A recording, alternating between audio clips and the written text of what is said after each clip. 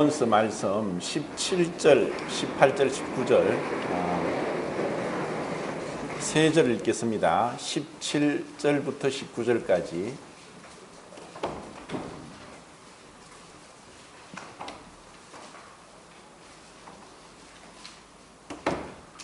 한 목소리로 크게 읽겠습니다. 시작.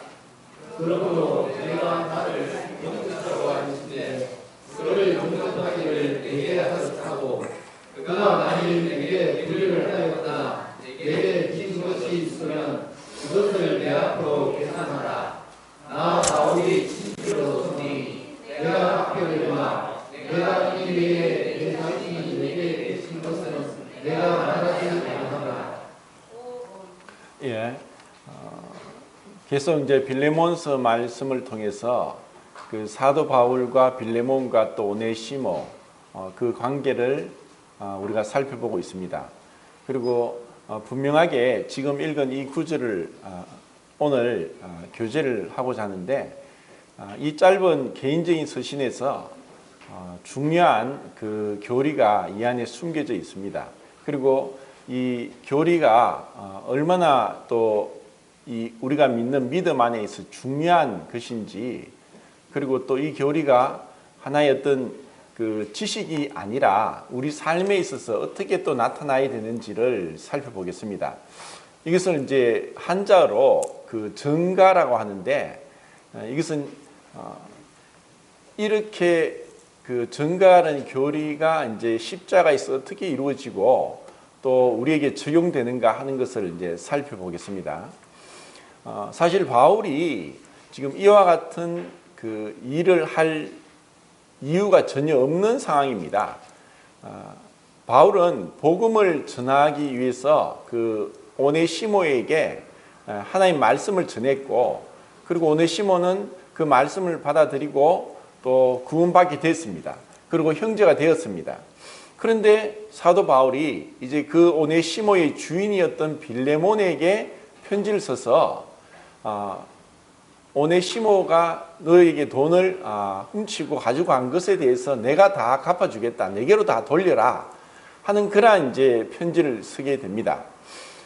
이러한 그 상황에서 바울이 왜 그렇게 해야 했던가는 그것을 생각할 때 바울이 지나치게 우리말로 오지랖 넓게 왜 그렇게 해야 했는가, 이런 이제 생각을 할 수 있는데, 이것은 참 중요한 그런 상황입니다. 자, 그 바울이 제가 유대인의 종과 로마의 종은 완전히 다르다고 했는데, 그 바울은 유대인이었지만 로마 법을 따라서 로마의 그 종된 그 법대로 이 주인에게 돌려줍니다. 히브리 종은 주인에게 돌려주지 않아도 됩니다. 근데 돌려주면서 이미 이제 구원 받았고 또 은혜로 이제는 더 이상 하나님 앞에 신분적으로 종이 아니라 이제 형제가 되었다는 것, 그것까지는 이제 이해가 되지만 오네시모가 빌레몬의 돈을 훔치고 간 것에 대한 손해 본 것에 대해서 바울이 내가 다 갚아주겠다, 내게로 돌려라 하는 것은 왜 바울이 그렇게 했어야 했는가? 만약에 바울이 이제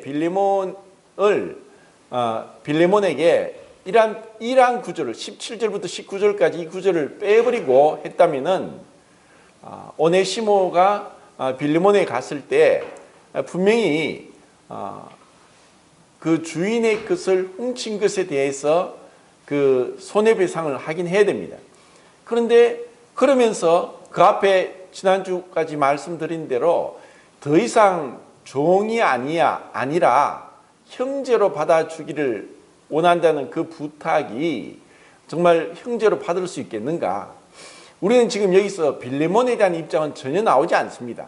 그런데 제가 말씀을 드린 대로 아무리 우리가 구원받았다 할지라도 이미 우리는 신분적으로 하나님의 자녀가 되었고 의로워지고 거룩한 자로서 신분적으로 하나님 앞에서 그리스도와 동일한 그러한 의로움을 받게 되었지만, 아직은 우리는 육신을 입고 있고 아직은 우리는 욕심이 있고 아직은 변화되지 않은, 거룩하지 않고 전혀 세상 사람과 다를 바 없는 그러한 모습들이 있습니다.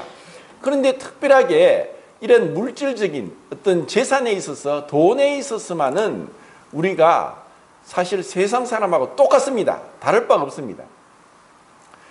그렇기 때문에 빌레몬에게 있어서 아무리 바울이 그 겸손하게 어떤 사도적인 권위로 그렇게 그 명령하듯이 편지를 쓰질 않고 이렇게 겸손하게 동등한 형제로서 권하듯이 또 간청을 하고 있는 이러한 모습이 있다 할지라도 오네시모가 어떠한 손을 입혔든지 그 금액이 크든 작든 분명히 빌레몬에게 있어서는 굉장히 마음이 상하고 불편한 그런 가운데 있었습니다. 그럼에도 형제로 받아들이려고 한다는 것은 믿으니까 또 이미 이제 구원 받았으니까 그렇게 이제 빌레몬이 스스로 그것을 감수하고 뭐 책임을 묻지 않을 수도 있겠지만 또 어떤 면에 있어서는 오네시모가 구원을 받았다는 것은 우리가 잘못된 이 복음을 들은 사람들은 이제 더 이상 도덕적인 책임도 없고 또 이미 구원 받았으니까 우리가 무슨 뭐 죄를 지어도 지옥 가지 않고 천국 간다고 하는 그런 잘못된 생각이 들어올 때 이 복음은 흐려지게 되고 또 우리를 구원하신 하나님의 은혜가 참 은혜되지 못하게 될 수 있다는 것입니다. 우리가 구원받기 위해서 율법은 무익합니다. 율법으로서는 죄를 깨달을 뿐이고 그 율법으로서 도저히 어렵다함을 얻을 수 없습니다. 그런데 우리가 구원받고 나서 그러면 율법은 우리에게 어떤 상황이 되는가? 이 구원받았으니까 더 이상 율법은 필요 없다. 그리스도께서 율법의 마침이 되셨다. 이렇게 가르치는 사람도 있습니다. 분명히 그것은 율법의 마침이 되셨다는 것은 율법의 의로서 그러니까 율법을 지켜서 어렵다함을 얻지 못하지만 그 율법을 우리에게 구원받은 자에게도 계속 율법이 필요한 것은 율법의 요구가 우리의 육체로 이룰 수 없는 것을 육체가 연약하게 할 수 없는 것을 성령을 보내셔서 성령을 의지하고 나갈 때 율법의 요구가 이루어지게 하는 것입니다. 그래서 율법은 한마디로 뭐냐? 율법의 요구가 무엇이냐? 사랑인 것입니다. 그런데 사랑은 물에 행치 않는 것이고 또 자기 유익을 구하지 않는 것이라고 했기 때문에 구원받고 나서 이 오네시모가 빌레몬의 돈을 가지고 온 것에 대해서 그 훔친 것에 대해서 어떠한 언급도 없었다면 이것은 온전한 복음이 될 수 없습니다. 그러면 그것을 그냥 네가 알아서 해라. 내가 너에게 할 도리를 다 했다. 네 구원받은 것이 얼마나 큰 거냐. 또 너희가 나를 만나지 않았으면 구원도 받을 수 없었을 것인데 그래도 너는 로마의 법을 따라야 되니까 원래 주인에게 돌아가야 된다. 너가 나에게 있으면 내가 좋지만 그것은 법을 어기는 것이다. 너는 주인에게 돌아가야 된다. 그러면서 네가 빚진 건 네가 알아서 종이니까 고생을 해서 어떻게 얼마 동안 그렇게 갚아 나가야 된다. 이런 것이 아닙니다. 그러면은 그 오네시모 입장에서는 바울이 사실 뭐 나이도 많은 상황에 결혼도 하지 않은 상황에 복음을 전하기 위해서 사실 필요할 때는 천막 만드는 일을 했지만 그에게 재산이 어디 있었겠습니까? 그냥 빌립보 교회에서 다른 교회에서는 바울에게 어떠한 뭐 물질적인 후원을 주었다는 것에 대한 언급은 없는데 빌립보 교회는 이제 몇 번 그렇게 한 것 같습니다. 뭐 빌립보 교회가 시작될 때도 뭐 루디아를 통해서 자주 장사, 옷감 장사를 했고 또 굉장히 이제 그 당시에 부가가치가 높았던 또 그 곤충을 잡아서 주로 연지벌레나 이런 걸 잡아서 이제 천년 염색을 했기 때문에 많은 이제 손이 가야 되고 그러다 보니까 이제 부자들이 그런 옷을 사다 보니까 이제 비싸게 팔리고 해서 이제 물질이 좀 풍부했던 것 같습니다. 근데 그것을 이 선교를 위해서 복음을 위해서 계속 드렸던 아름다운 모습을 보게 되는데 그렇다 할지라도 바울에게 있어서 자신이 그 자신의 받았던 그 돈으로 그 오네시모가 훔쳐간 것을 갚아주겠다고 하는 것을 통해서 무엇을 우리가 볼 수 있는가? 바울이 그냥 하지도 않아야 될 것을 하는 것이 아니라 바울은 이 복음의 참 핵심인 이 그냥 복음을 전해서 구원받게 하는 것이 아니라 그 복음이 그냥 죄사함 받고 천국 가는 것이 아니라 삶의 모든 부분에까지 미쳐져 있다는 것을 우리로 하여금 보게 하는 것입니다. 이것은 이제 이 바울과 또 빌레몬과 오네시모의 관계를 성부 하나님과 성자 예수님 그리고 우리의 어떤 죄인 되었던 자가 구원받고 돌아온 그러한 모습과 이제 유추해서 생각할 수 있을 정도로 정말 흠잡을 데 없이 놀라운 그런 그 모습을 우리는 상상할 수 있습니다. 그런데 여기서 바울이 이렇게 하는 것은 곧 복음의 핵심이고 그리고 그리스도께서 우리에게 행하신 것이라는 것을 우리가 봐야 됩니다. 이것은 이 정가 그 오네시모의 빛을 자기가 대신 안는 그것이 바로 이 복음의 핵심입니다. 그것은 바울이 이렇게 하지 않아도 됐던 것이 아니라 단순히 이것이 이제 물질이었지만은 예수님께서는 우리의 죄를 대신 담당하신 겁니다. 예수님은 그렇게 하실 이유도 없고 필요도 없습니다. 하시지 않아도 상관이 없습니다. 그런데 예수님이 왜 우리의 죄를 담당하셔야 됩니까?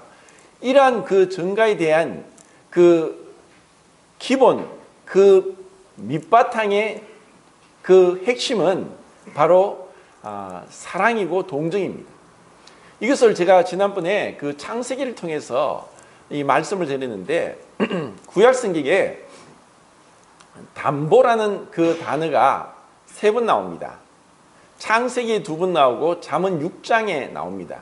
담보는 우리가 잘 아는 대로 뭐 어떤 그 돈이 없어서 그 건물을, 집을, 토지를 담보로 해서 은행에 이제 대출을 받을 수 있는 그것을 담보라고 하고 또 아니면 뭐 보증이라고 하기도 하고 누군가의 어떤 돈이 없어서 대신 보증을 서주고 그 사람이 이제 돈을 대출을 받을 수 있도록 하는 그러한 보증이나 담보 이러한 것이 이제 그 구약성경에 3번이 나오는데 잠언 6장에서는 네가 담보나 보증을 쓰지 마라.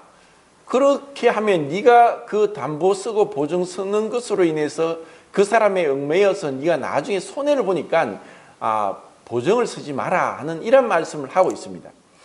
그런데 정말 이렇게 보증을 쓰는 것은 어떤 의미로 보면 어리석은 것이고 네가 괜히 그렇게 보증을 써서 나중에 큰 손해를 볼 수 있다라고 하는 것입니다. 그런데 이것을 창세기에 그 유다를 통해서 이 담보가 된다는 것이 무엇이고 그리고 여기서 예수님께서 우리의 보증이 되시고 우리의 대속 제물이 되셨다는 것이 무엇인지가 분명히 드러납니다. 야곱이 참 사랑했던 아내가 라헬이었는데 라헬을 통해서 2 자녀가 태어납니다. 요셉과 베냐민이죠. 그런데 분명히 다른 10명의 자녀들도 있었지만 야곱에게 있어서는 라헬이 낳은 그 2 아들밖에 안 보이는 것 같습니다.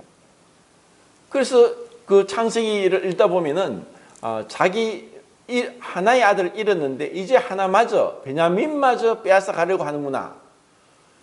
야곱은 이렇게 이야기했을 때 동일하게 그 야곱으로 태어난 10명의 그 형제들은 어떤 마음이었겠고 그리고 그 레아나 또 빌하나 실바는 어떤 마음이었을까 그런 생각을 하는데 이것이 어쩌면 야곱의 인간적인 한계라고 볼 수 있습니다.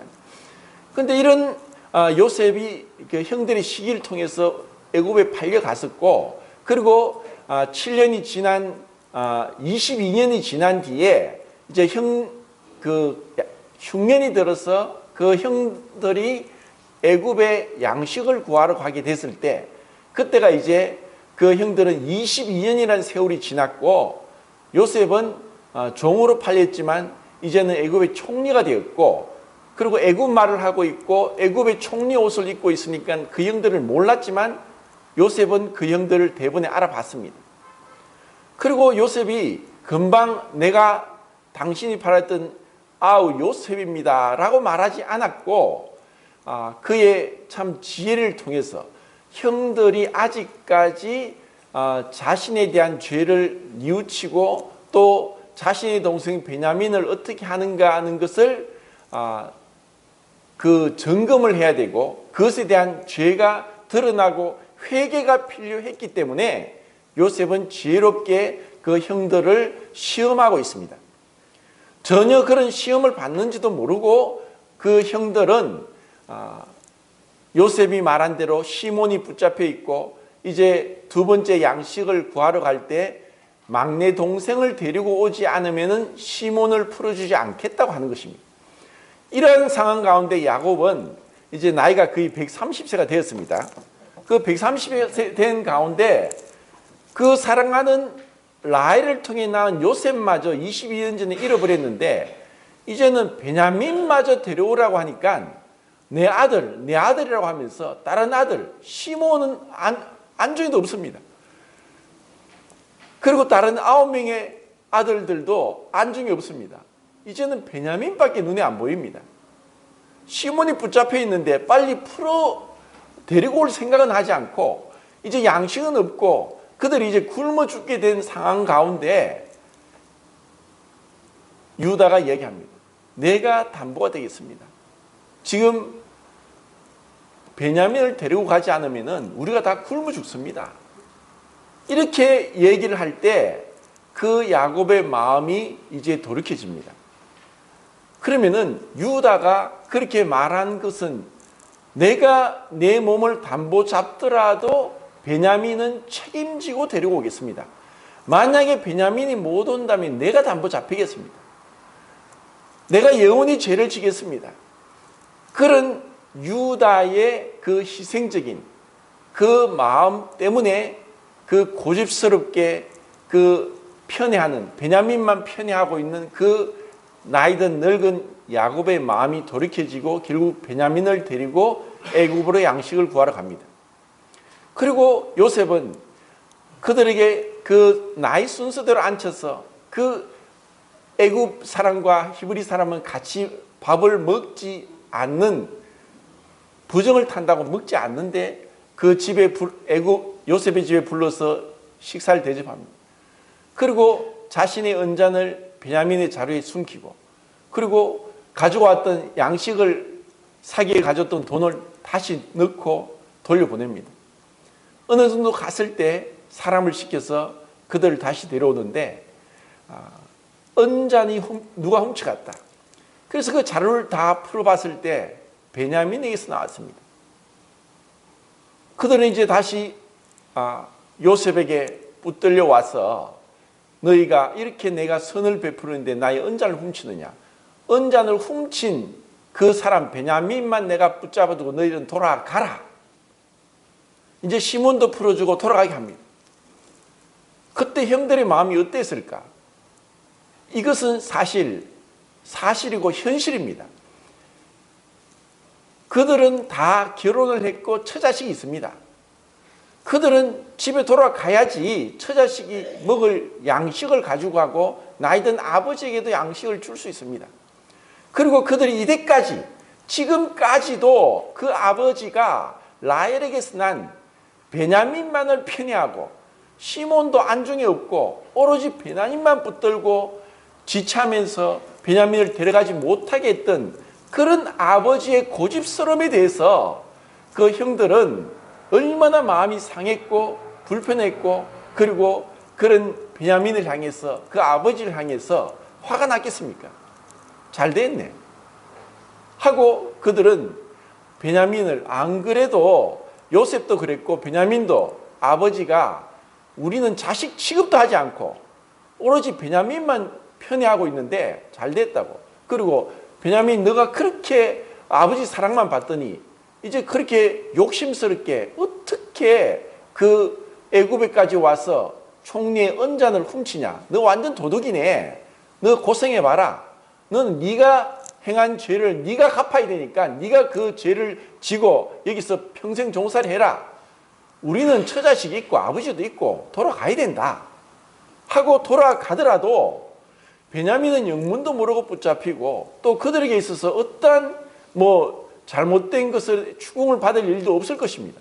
돌아가서 아버지에게 베냐민이 정말 나쁜 짓을 했습니다. 그 총리의 은전을 훔쳤어요. 이 말이 됩니까?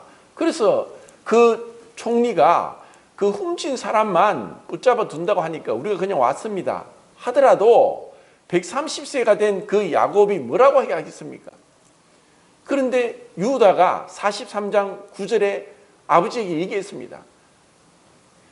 아버지가 그렇게 고집스럽게 우리는 아들 취급도 하지 않고 오직 베냐민 타령만 하면서 굶어 죽을 상황이 돼도 베냐민을 내놓지 않으니까 양식을 구하러 가지도 못하고 계속 시간만 흘러가는 가운데 그 아버지를 무시하고 그냥 베냐민을 데리고도 갈 수도 있었을 것인데 그래도 아버지를 존중하면서 아버지가 베냐민을 가게 허락하기까지 기다리는 가운데 있었기 때문에 그리고 유다가 말하기를 내가 책임지겠습니다.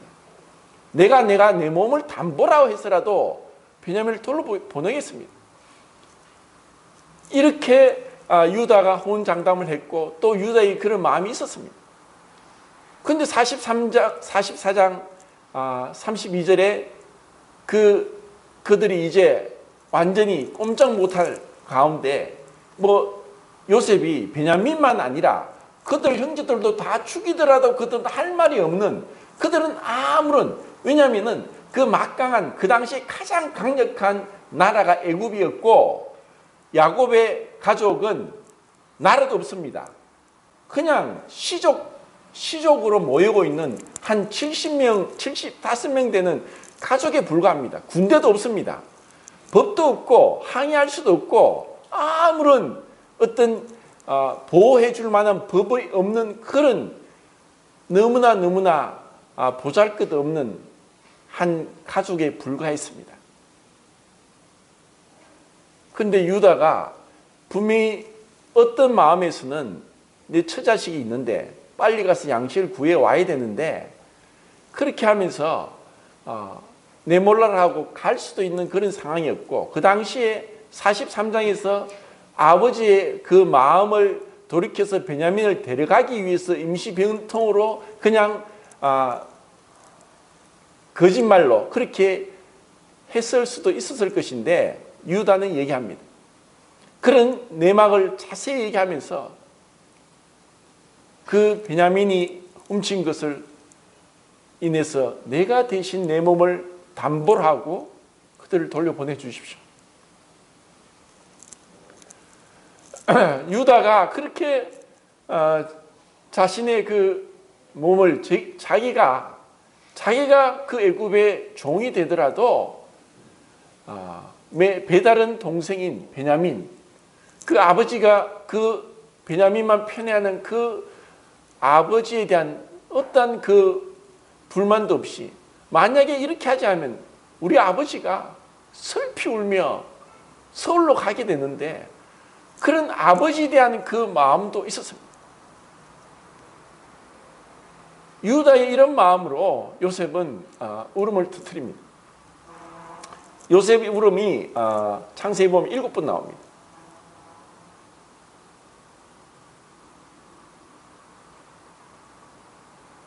요셉은 그것을 통해서 정말 이 형들을 시험했지만 또 한편으로는 서로 배다른 형제들이 아버지가 편애하고 그런 가운데서도 서로 사랑하고 우애 있게 지내기를 원하는 마음이 사실 있었습니다.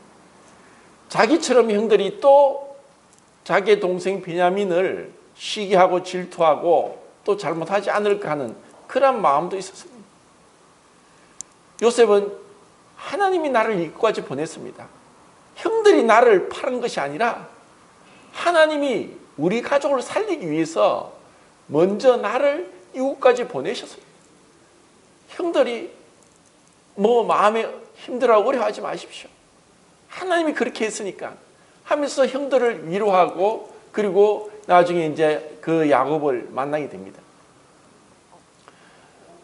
자, 우리가 이런 아름다운 그림을 이 유다는 자기의 몸을 담보로 잡고 자기가 모든 책임을 지고 그렇게 하려고 했지만 요셉이 자신의 그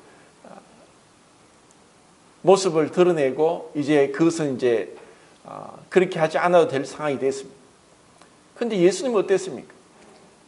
자, 예수님께서 그 우리의 그 죄를 담당하신 것에 대해서 복음을 전하면서 잘못 오해하는 그러한 부분이 있는데 그것을 이제 한번 찾아보겠습니다. 마태복음 3장입니다.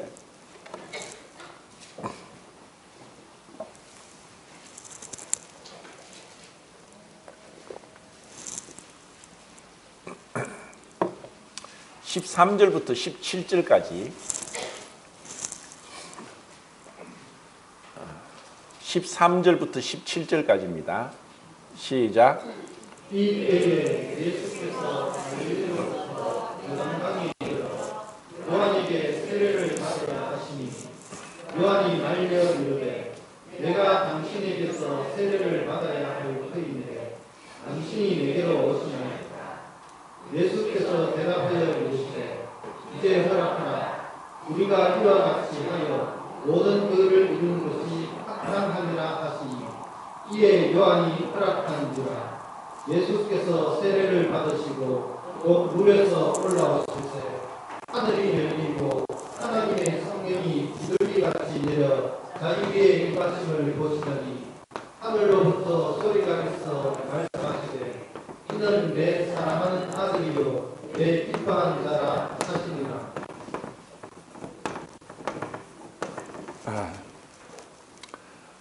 예수님께서 그 세례 받으시는 그 장면이 마태복음 읽은 이 말씀 그리고 마가복음의 1장 그리고 누가복음 3장에 있습니다. 근데 이제 약간씩 틀린 부분이 있는데 그 누가복음에서는 동일한 사건인데 그 한 단어가 더 추가가 됩니다. 그게 뭐라고 제가 말씀을 드렸죠. 예수님이 세례 받으실 때 마태복음과 마가복음에 없는 그 단어가 누가복음에는 동일한 사건에서 하나가 추가가 됩니다. 그게 뭐라고 했죠? 누가복음 3장 그 21절 22절을 보면은 이제 기도하실 때라고 했습니다. 그래서 누가복음만은 예수님께서 이 다른 그 마태 마가복음에 없는 동일한 상황 가운데서 예수님이 기도하셨다고 6번이 나옵니다. 그러니까 이 이제 예수님께서 동일한 관점에서 아니라 그 누가는 더 인간적인 그 예수님의 모습을 더 자세하게 우리에게 보여주고 있고 또 마태복음에서는 마가복음과 누가복음에 없는 세례 요한과의 대화가 여기에 이제 기록되어 있습니다. 자, 세례 요한은 광야에서 회개의 세례를 베풀고 있었습니다. 그런데 그 회개의 세례를 베푸는 가운데 예수님이 오셨습니다. 예수님이 이제 그 세례 요한에게 이제 침례를 받으려고 하셨을 때 세례 요한은 이미 알아봤습니다. 어떻게 성령으로 이미 뱃속에서부터 약 30년 전에 그 뱃속에서부터 성령의 감동을 받아서 예수님을 알아봤습니다. 그리고 예수님이 보고 요한복음 1장에 보면 보라 세상 죄를 지우고 가는 하나님의 어린 양이로다 하면서 어떻게 아무도 예수님을 알아보지 못할 때 세례 요한을 알아봤습니다. 이것은 그 이사야 선지자의 예언대로 그 길을 평탄케 하고 그 하나님의 말씀을 미리 전하는 소리로서 자신의 본분을 감당하고 있는 모습을 봅니다. 그런데 분명히 세례 요한은 이런 예수님을 성령으로 알아보았는데 자신에게 세례를 받으려고 하니까 나는 도저히 당신의 신들매 풀기도 감당치 못할 자인데 내가 당신의 세례를 받아야 하는데 어떻게 내게 세례를 받으려고 하십니까? 이렇게 되물을 때 예수님은 이제 허락해라. 내가 허락하도록 명령한다. 이 뜻입니다. 이렇게 하면서 세례 요한이 예수님께 침례를 준 것이 아니라 예수님이 세례 요한에게 침례를 하도록 허락하신 것입니다. 그러면서 뭐라고 하시냐면은 이렇게 해서 우리가 의를 이루어야 한다. 모든 의를 이루어야 한다. 이렇게 이제 말씀을 하시는 거죠. 이것은 복음을 전할 때 이제 예수님께서 세례를 받으시면서 세례 요한을 통해서 안수하고 또 침례를 통해서 세상 죄가 예수님에게 다 넘어갔다, 전가되었다 하고 이렇게 이제 그 해석하라고 가르치는 사람이 있는데 이것은 잘못된 겁니다. 왜 잘못됐는지 제가 말씀을 드리겠습니다. 예수님께서 왜 그러면 세례를 받으셨는가? 예수님이 이때 세례를 받으시고 세상 죄가 예수님께 넘어가는 것이 그렇게 해석을 했을 때는 많은 이제 문제가 생깁니다. 왜냐하면은 예수님께서 그러면은 그때부터 세상 죄를 지시고 사역을 시작하면서부터 마지막 십자가에서 돌아가실 때까지 계속 세상 죄를 지고 가신 것으로 생각한다면은 이건 완전히 예수님에 대한 신성모독이고 또 전혀 예수님은 그렇게 행하시지 않았습니다.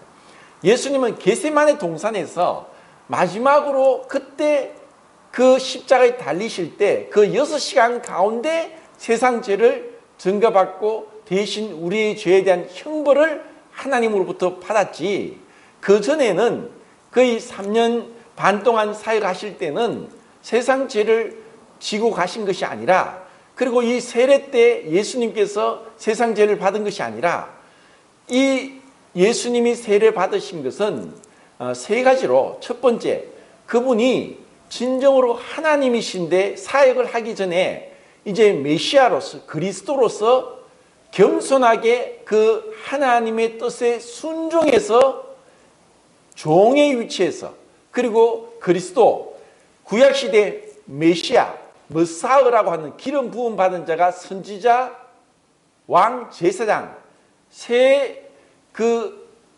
사람에게 이제 기름 부음을 받았는데, 이때 그 세례를 받는 것은 선지자로서 그리스도로서, 그리스도인 그 선지자 그리스도로서의 사역을 시작한다는 그러한 의미로 이 세례를 받으셨다고 그렇게 분별을 해야 됩니다. 그리고 예수님이 마지막에 이제 부활로서 그 승리하시면서 제사장으로서 왕으로서 이제 마태복음 28장에 나오는 것을 보게 되는데, 그러면 예수님께서 이 십자가에 대해서 정말 오해하는 그런 부분이 있습니다. 십자가는 5가지 면에서 살펴보는 것이 성경적으로 가장 분명한 해석입니다. 우리가 빛을 보지만 이 빛이 그냥 우리 눈에는 색깔이 없습니다. 그런데 프리즘을 통과하고 비가 온 뒤에 하늘에서 7가지 무지개 색깔이 나옵니다. 그 7가지 색깔이 합쳐져서 무색으로 보이는 겁니다. 그러니까 빛은 우리 눈에 보이는 가시광선은 7가지 색깔이 됩니다. 그런데 그 빨간색 바깥쪽에 있는 적외선과 보라색 바깥쪽에 있는 자외선 외에도 알파선, 베타선, 감마선, 우주선, 우리 눈에 보이지 않지만 또 그런 선이 있습니다.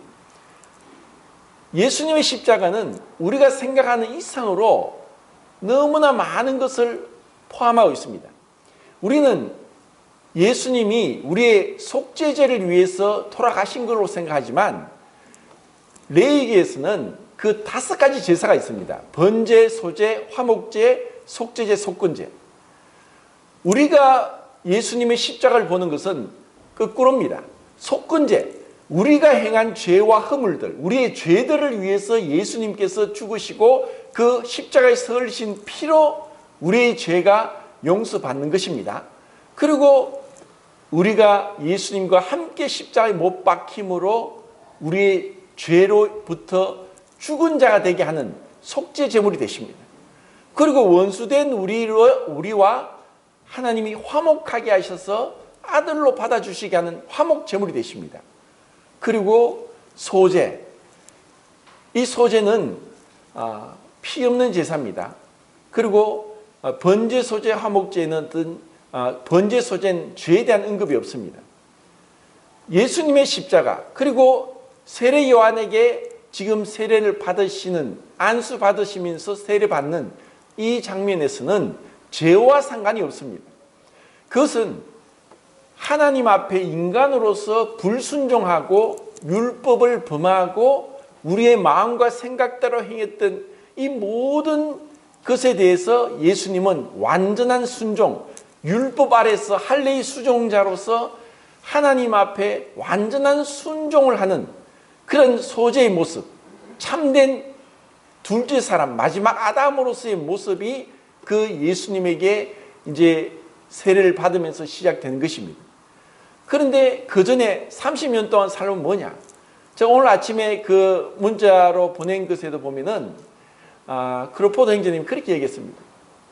영원의 시간 가운데서 주님의 침묵과 순종이 그 비밀이 영원토록 드러나게 될 것이다. 우리는 예수님이 30년 동안 그 침묵과 순종 속에서 전혀 자신의 그 메시아로서의 모습을 드러내지 않고 잠잠하게 외치지 않고 들리지 않고 참으로 그렇게 지내왔던 그 예수님의 침묵의 30년을 우리는 다 이해할 수 없습니다. 왜 예수님이 그렇게 하시려는가? 제사장이 30세부터 제사장 직무를 담당하듯이 예수님은 구약 성경에 유대인들에게 말씀하신 모든 것을 100% 지켰던 분은 예수님입니다. 예수님 아니고는 아무도 그 일을 감당할 수 없습니다. 그리고 이제 사역을 시작하기 전에 이제 그 세례 요한을 통해서 그분은 죄를 알지도 못하고 죄를 범치 아니하고 죄와 상관없고 죄와 멀리 떨어져 있고 거룩하고 악이 없고 흠이 없는 완전하신 분으로서 세례 요한에게 세례를 받은 것은 세상 죄를 담당하기 위한 것이 아니라 하나님의 말씀대로 모든 율법에 있는 대로 그 의를 이루기 위해서 그리고 메시아로서 선지자의 사역을 감당하고 이후에 왕과 제사장으로서의 그 그리스도의 직분을 감당하기 위한 그 하나님의 그 의를 이루기 위해서 세례를 받은 것입니다. 그리고 번제는 죄와 상관이 없이 하나님 앞에 모든 것을 다 내어드리는 겁니다. 번제의 제사는 다른 제사와 특별하게 다른 것이 있는데 번제가 다른 제사와 다른 특별한 게 무엇이라고 했습니까? 제물에 모든 것을 불태우는데 번제의 때는 태우지 않는 것이 있다고 했죠. 무엇이죠? 가죽을 태우지 않습니다. 번제 제사는 올라라고 해서 모두 다 불태우는 겁니다. 올라. 그리고 그 번제 때는 죄와 상관없이 기쁨으로 자원해서 헌신하는 하나님을 기쁘시게 하고 하나님을 만족시키게 하는 그 사랑의 헌신을 이 번제에서 보여주고 있고 죄와는 어떤 상관이 없는 하나님을 사랑함으로 자신을 기쁘게 내어드리면서 하나님의 의를 이루고 우리를 위한 그 자신을 완전히 내어주신 예수님의 그 희생이 번제에 드려져 있고 그리고 그 번제로서 자신을 드리기 시작한 것을 이제 세례 요한으로부터 세례를 받는 안수받고 세례받는 이것으로 시작한다고 보면은 제가 그렇게 저는 분별하고 있습니다. 그리고 그 번제 때의 가죽은 제사장이 취합니다. 이것은 이제 십자가에서 이루어졌습니다. 마르틴 루터가 이렇게 얘기했습니다. 원더풀 익스체인지.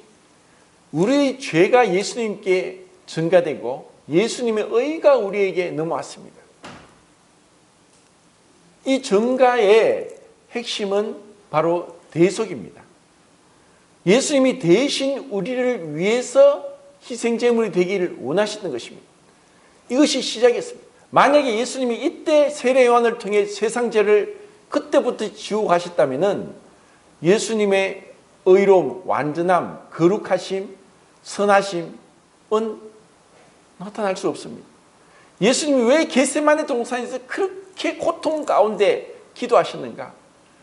하나님은 거룩하신 분으로 예수님은 완전하시고 죄 없는 분인데 우리 대신 그 죄를 담당하셔야 했던 그 십자가에서의 그 6시간의 고통, 참으로 그 혐오하고 가정스럽게 여기고 미워하고 싫어하고 절대로 함께할 수 없는 그 거룩하신 하나님이, 예수님이 우리의 죄를 그때 지시고 그 죄에 대한 형벌을 하나님으로부터 끔찍한 진노를 머리부터 발끝까지 온몸에 그 우리가 도저히 인간으로는 상상할 수 없는 그 고통, 그 고난을 받으셔야 했던 것은 우리 죄에 대한 하나님의 공의로운 심판이었습니다.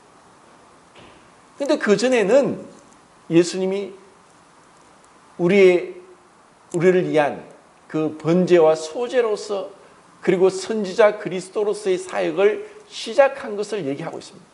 그러고 나서 이렇게 침례받고 물에서 올라오실 때 하늘이 열리고 라는 이 말씀이 나오는데 이것이 신약성경에 8번 나옵니다. 자, 하늘이 열린다. 하늘이 열리고 성령이 비둘기 같이 내렸다. 자, 성령에 대한 그 상징이 5가지가 있는데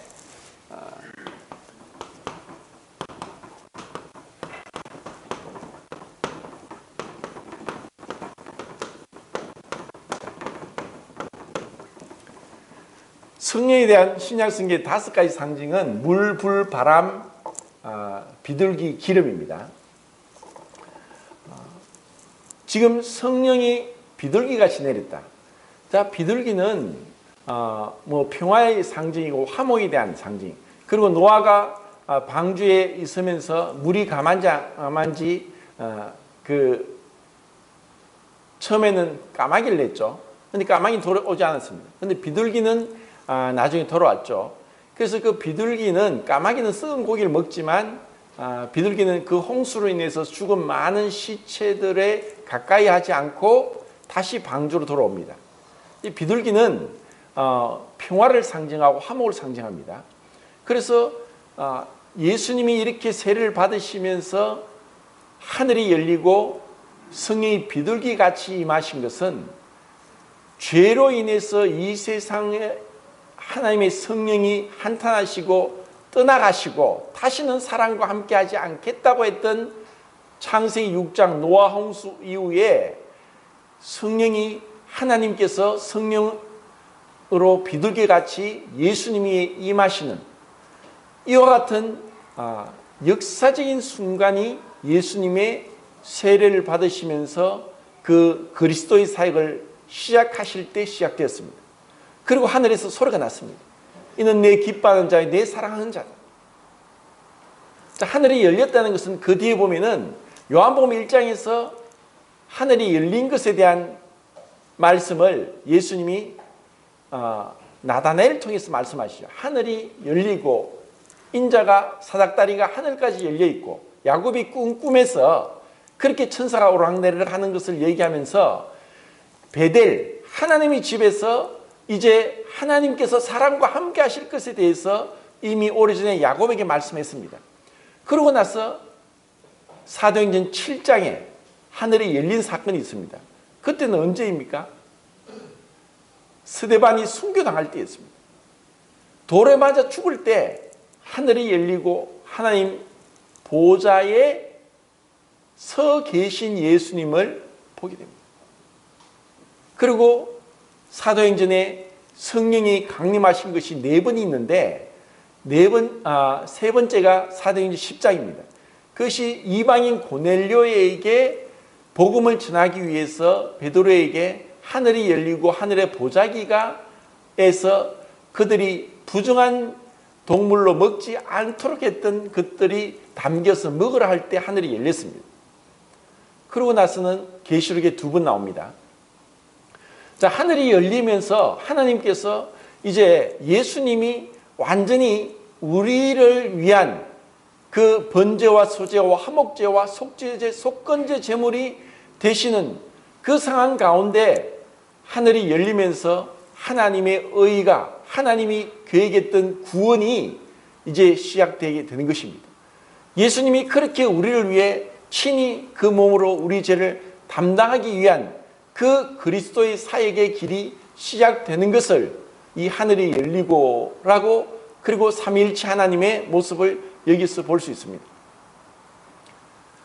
참 복음의 핵심은 이 정과 교리가 대속으로 참된 사랑과 헌신으로 이루어져 있다는 것을 우리에게 보게 하는 것이고, 이것은 예수님께서 바울은 오네시모의 그 훔친 돈을 대신 갚아주고, 유다는 자기의 몸을 대신 베냐민을 풀어주고 몸을 볼모 잡히라고 했지만, 예수님은 지난주 본 것처럼 하나님이십니다. 그런데 하나님인데 종의 형체를 가지셨습니다. 그리고 하나님인데 우리 죄인들의 죄를 담당하셨습니다. 왜 그랬습니까? 무엇 때문에? 무엇 때문에? 이 세상에 누가 우리의 죄를 담당할 수 있느냐? 아무도 없습니다. 그리고 그 죄에 대한 형벌은 무엇입니까? 그것은 하나님의 끔찍한 진노의 심판입니다. 그것은 우리가 감당 못할 겁니다. 왜냐하면 그 지옥은 마귀와 그 사자들 위해, 타락한 천사들을 위해서 영영한 불을 만들었기 때문에 우리 인간에게는 감당치 못할 끔찍한 형벌의 장소입니다. 그런데 예수님은 이러한 자를 위해서 대신 자신의 모든 걸 내주신 겁니다. 이제 우리가 복음을 깨닫고 구원받은 자로서 이 땅에 살고 있습니다. 우리에게 이 복음의 핵심이 무엇입니까? 복음은 정말 말도 안 되는, 그리고 그럴 필요도 없는 가운데 참된 희생을 보여주는 것입니다. 왜 그걸 내가 감당해야 되느냐? 바울이 왜 내가 오네시모의 빚진 것까지 갚아줘야 되는가? 라고 하지 않았고, 바울은 기쁜 마음으로, 그리고 사랑함으로, 오네시모를 사랑함으로 내가 그것을 갚아주겠다. 우리의 삶에 있어서 정말 이와 같은 희생 내가 대신하겠습니다.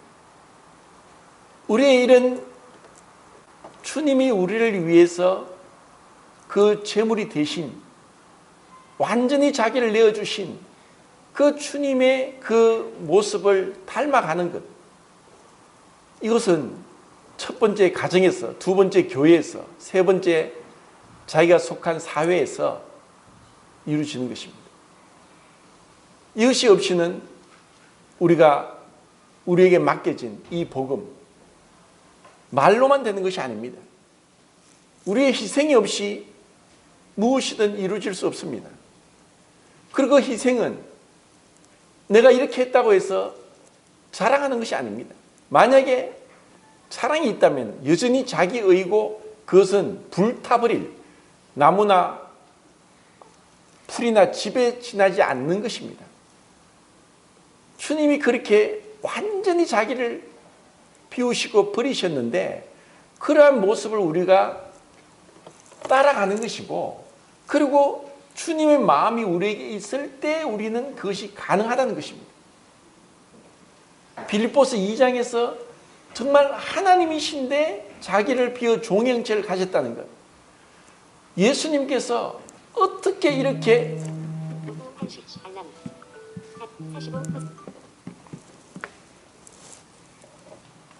세례 요한으로부터 그렇게 겸손하게, 이것은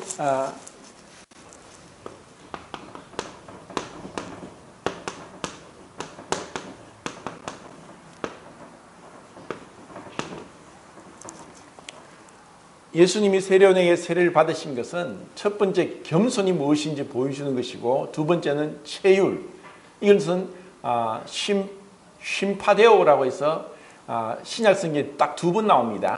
이것은 동정으로 번역됐는데 개의에는 체율이라고 했습니다. 같은 몸으로 그 같은 고통에 들어가서 몸으로 그 고통을 나눈다 하는 것이 체율이라는 단어고 쉼파데오입니다. 여기서 이제 영어 심프시라는 이제 동정이라는 단어가 나왔는데, 그리고 중보로서 그분은 우리의 중보자가 되시기 위해서 그렇게 겸손하게 세례를 받으셨습니다. 우리에게 이 세상을 살면서 어떻게 보면은 오네시모 같은 그런 사람을 만날 수도 있고, 또 그런 사람을 우리가 주님의 눈으로 바라보지 못하면은 판단하고 정죄하고 비난하고 손가락질하고 외면할 수 있는 하찮은, 정말 보잘것없는 가장 밑바닥 되는 그러한 자를 향해서 바울이 이렇게 큰 희생을 베풀었습니다. 예수님이 이렇게 철저한 죄인을, 부패한 자를 위해서 하늘 보좌를 버리셨습니다. 그런데 우리가 누구를 향해서 무엇을 하더라도 무슨 자랑할 것이 있겠으며, 또 그것이 큰 의의가 될 수 있겠습니까? 우리는 당연한 것입니다. 왜 내가 이제 한 해가 지나가는데 주님께 한 영혼도 인도하지 못하고 이렇게 했는가? 그것을 자책하면서, 주님, 제가 이런 마음이 참 없었습니다. 주님은 나를 위해서 그렇게 자신을 다 버리셨는데, 바울은 그 오네시모를 위해서 대신 다 갚아주겠다고 했는데, 이것이 그 마음을 움직이고 감동시키는 겁니다.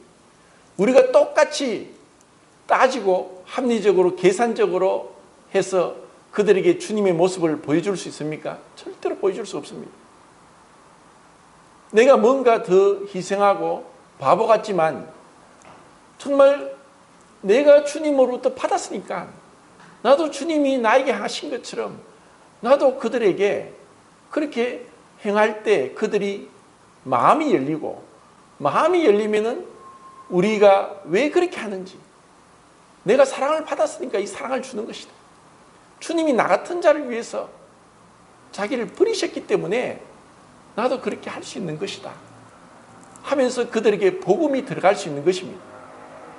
주님은 우리에게 이와 같은 그 길을 맡기셨습니다. 정말 내 마음에 그 주님을 본받기를 원하고 주님을 따라가기를 원한다면은 내 삶에 어떤 희생을 해야 되느냐? 부흥은 내 안에서부터, 내가 남을 정죄하고 판단해서는 절대로 변화가 없습니다. 변화는 내 자신에서부터 시작됩니다. 그리고 내 집에서부터 시작됩니다. 내가 얼마나 희생하고 있느냐, 내가 얼마나 기쁘게 하고 있느냐. 내가 기쁘게 하기 위해서는 내가 수고해야 됩니다.